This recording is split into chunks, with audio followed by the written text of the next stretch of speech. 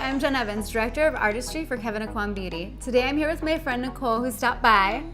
And what's great about having makeup artist friends is that you get all the tips and tricks. That's true. Okay, so today I'm gonna introduce Nicole to my favorite concealer, the Sensual Skin Enhancer.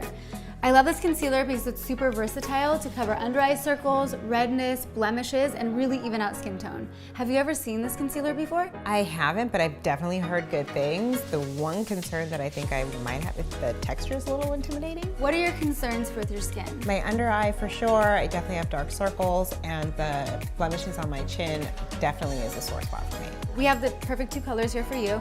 This one is a color corrector. It's number 9. It's a little bit warmer and peachy, so that will help counteract and neutralize any depth under the eyes. Less is more with this product, so you want to use the smallest amount. The concealer brush is the perfect brush to use because it's the perfect measuring tool to grab just a rice grain size amount is more than enough for the entire face. That's exciting.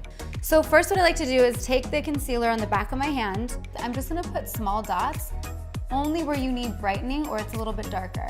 So I'm using my finger because, you know, my skin is the same temperature as your skin.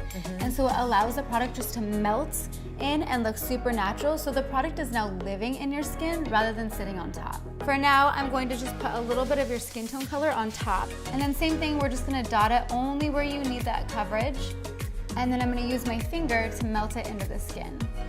Also, what's great about this is that you can build it. It's super buildable, but it also has a wonderful blend of jojoba oil and honey. So even though we're building the coverage, it's never gonna look like makeup or get cakey. It's always gonna look like skin.